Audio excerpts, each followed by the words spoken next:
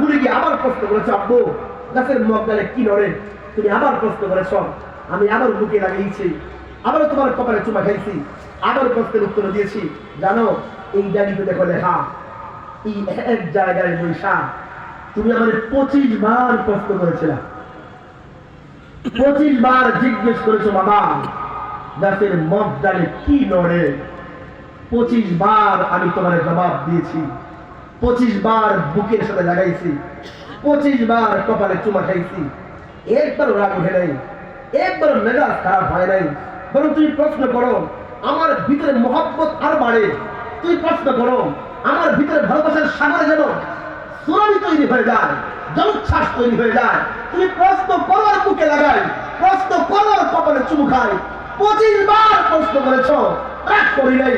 25 বার প্রশ্ন করেছ, মেজাজ খারাপ করি নাই। 25 বার ভালোবেসে বেসে জবাব দিয়েছি। আজকে 35 বছর পরে আমি যখন তোমার জায়গায়, তুমি আমার জায়গায়, আমি 60 বার প্রশ্ন করছি, তোর মেজাজ খারাপ হয়ে গেছে, তুমি লাইগার দাঁড়ায় গেছো। ভালো করে বুঝেন, ভালো করে বুঝেন। আমরা মা বাবার উপরে ছোটকালে যেই পরিমাণ টর্চার করি, যেই পরিমাণ জুলুম করি, যেই পরিমাণ আবদার পূরণের জন্য তাদের উপরে চাপ সৃষ্টি করি, যদি বৃদ্ধকালে মা বাবা তাদের ন্যায্য পাওনা চাইতো শরম লাগে, আতঙ্কিত হয়, ভয় পায়, না জানি ছেলে কি বলে। আপনি বুঝে দেখবেন আপনি মনের অজান্তে কিয়ামত আলামত হয়েছে, কিয়ামত আলামত। খবরদার, খুব সাবধান। মা বাবা কি বৃদ্ধ হয়ে গেলে কুরবানির গরুর মতো ভাগ বাটুয়ারা নিয়ে ঝগড়া লাগে? এটা আমার প্রসঙ্গ, আমি কোথেকে কোথায় চলে গেলাম।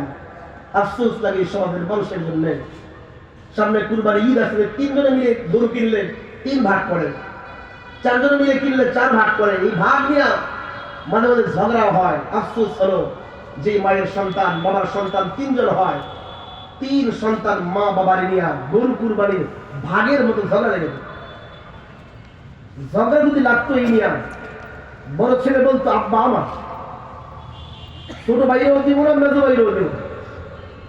বড় ভাই যদি বলতো আম্মা আমার, আমার মেজো ভাই নেবে কেন, ছোট ভাই নেবে কেন? মেজো ভাই যদি বলতো না না আম্মা তো আমার, বড় ভাই নেবে কেন? আব্বা তো আমার, ছোট ভাই নেবে কেন? ছোট ভাই বলবে না আম্মা আমার, আব্বা আমার, বড় ভাই নেবে কেন? সন্তান ঝগড়া করার কথাই না নিয়ে, ঝগড়া কি নিয়ে করে? ছোট ভাই বলে আমি কালি রাখি, বড় ভাই রাখি। মেজো ভাই বলে আমি রাখি 2 সপ্তাহ, ছোট ভাই 1 সপ্তাহ রাখি কেন? হাই কপাল পড়া সন্তান, হাই কপাল পড়া সন্তান। ঝগড়া লাগবো কি নিয়ে আর লাগে কি নিয়ে? এই অবস্থা আমি কার সামনে করবো? এরা 4-5 বছর আগে আমার এলাকার এক ভাই বিচার দিচ্ছে অনেক, ভাই আমার বড় ভাই 1 সপ্তাহ রাখি আমার নাম্বারে ফেরত দিচ্ছে, আমি 2 সপ্তাহ রাখছি আগে, কারণ আবার ফেরত দিন। আমি বললাম বিচার নিয়ে আসছেন? খুশি হয়ে যাওয়ার কথা যে আমার জান্নাত আমার ঘরে ফেরত আসছে। বুঝাইতে পারি না, নিজের যাদের কপালে মা বাবা ঘরে থাকে তো কপালওয়ালা, তো নসিবওয়ালা।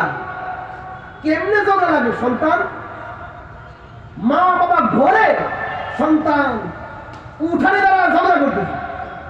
কালিয়া রাখবো না, তুই রাখ, আমি তুই 2 সপ্তাহ রাখছি, তুই 2 সপ্তাহ রাখ। ফাঁস দিয়ে মরে যাওয়া উচিত সন্তান, যে মায়ের সামনে বাবার সামনে তাদের ভাগ নিয়ে বাটুয়ারা নিয়ে ঝগড়া করে। ইন্না লিল্লাহি ওয়া ইন্না ইলাইহি রাজিউন। মা বাবা কুরবানির গরু না ভাই, তো ভাগ দেওয়া জিনিস না। ভাগ কেমনে করেন? ঝগড়া লেগে দেওয়া কথা। আম্মা নিবে কেন বড় ভাই, আব্বা নিবে কেন মা বাবা, ছোট ভাই নিবে কেন? ঝগড়া হবে এটা নিয়ে, এটা নিয়ে মিটিং হওয়ার কথা। মিটিং বসে আমি এতদিন